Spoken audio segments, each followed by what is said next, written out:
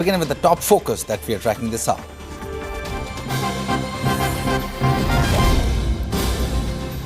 Breaking news coming in, US President Donald Trump nominates Sergio Gor as the next US ambassador to India. Gore is currently the director of the White House Presidential Personnel Office and will remain in the role until his confirmation.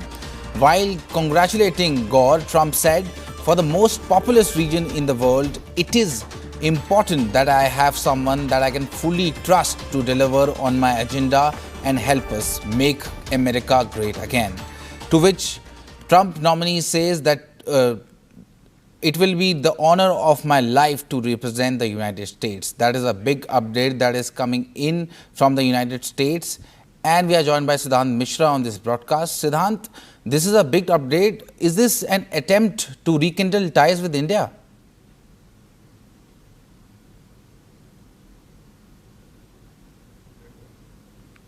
I think we lost Siddhant. We'll try and reconnect with Siddhant. That is a big update that is coming in from the United States, that Trump has appointed Sergio Gor as the next ambassador to India. And as we know that Sergio Gor has been working for Donald Trump for quite some time now, and he has been working on his campaigns as well.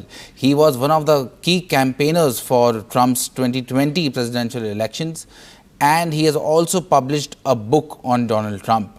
And Donald Trump has said that for the most populous region in the world, it is important that I have someone that I can fully trust to deliver on my agenda and help us make America great again. That is a big update that is coming in. And we're getting to know that Secretary of State Marco Rubio has also congratulated Sergio Gor for his confirmation as the next ambassador to India. And Marco Rubio has also said that India is one of the most important partners for the United States.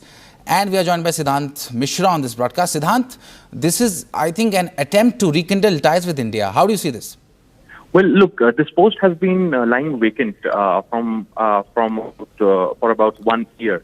And in fact, now Mr. Gore's name has been nominated by President Trump. He's seen as somebody very close to President Trump, has been handling his campaigns, and he was made the president of the Presidential Personnel Department, perhaps a department which is tasked to recruit the talents to work for the new administration.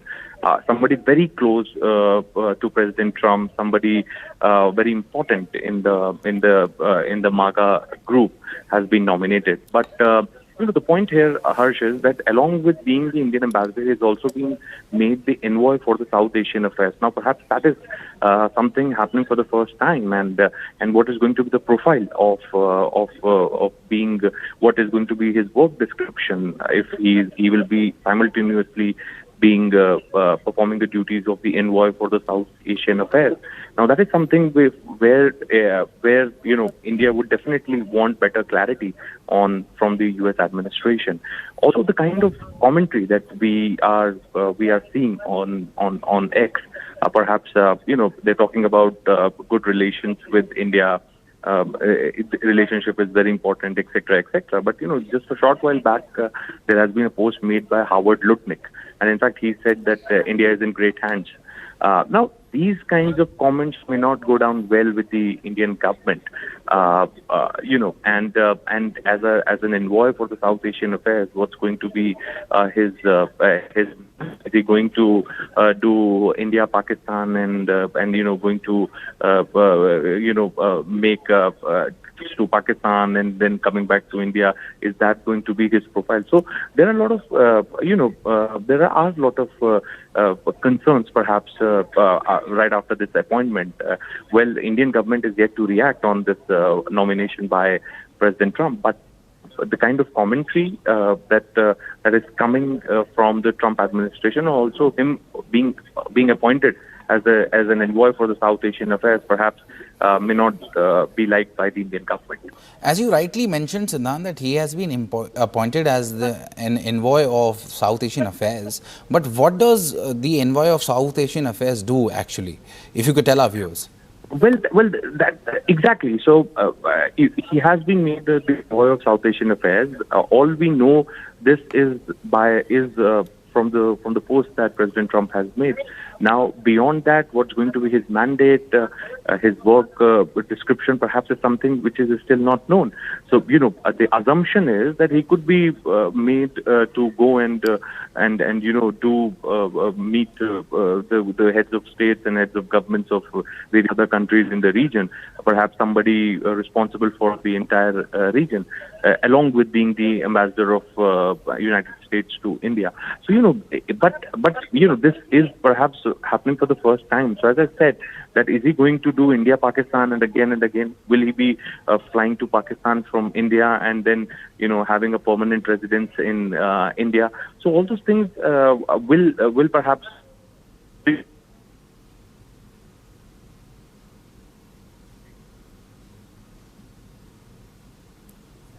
Right.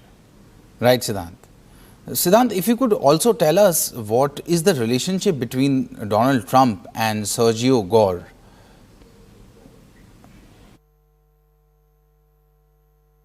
President Trump has appointed a new ambassador to India in a hugely significant and what may well turn out to be a promising development, coming at a time when relations between India and the US really have sunk to an unprecedented low. Trump's India man will be the Uzbekistan-born Sergio Gor, who Trump spoke of in his announcement as his trusted right-hand man. Trump has praised Gore for hiring what he called America First patriots in the federal government, and he described Gore as a key campaigner and a key fundraiser for his election and a publisher of his, as Trump called them, best-selling books. Gore will also be Special Envoy for South and Central Asia affairs, which could turn out to be a dilution of his India role or an enhancement to it, depending really on how it is played out. In tandem with this announcement from Trump came word from Secretary of State Marco Rubio. Rubio welcomed the announcement for the new ambassador in India, and he no doubt had a hand in that appointment. Rubio made the remark that India is one of the most important relationships the US has in the world. For a start, this is language very different from that contemptuous dismissal of India as some dead economy. Trump announced that he had picked Gore to deliver his agenda in the most populous region in the world. For most populous, we can most certainly in large measure read market. India is a huge potential market for US goods, well past the red lines India has laid down on some imports from the US. And when Rubio speaks of one of the most important relationships, certainly we would be looking at US interests in India as a strategic ally. New Indian moves to strengthen ties with China, with Russia, Brazil and other countries no doubt have had some influence here. They've pointed to an Indian diversion from a focus on the US. Gore may well be tasked with arresting some of that shift away. On the face of it, Trump no doubt has tasked Gore with delivering his agenda in India, but that may not necessarily translate as a simple and impatient restatement of Trump's familiar demands on India. Gore could potentially report back on Indian concerns with some listening in the White House we don't have at the moment. At the least, there's an opening here for some movement past the present deadlock. Gore faces an immediate test of his position and influence in the countdown to the August 27 deadline, and that is when the 50% tariffs on India are due to take effect. And if those stand, Gore would certainly come to stand as only the new American face of the wall, standing between better relations between the two countries. Gore is at present Director of the White House Personnel Office, and his appointment will need to be confirmed by the Senate, which should be a formality. He will take his place in India in time, no doubt, as a new doorway at a time when some of the biggest doors between India and the US stand closed.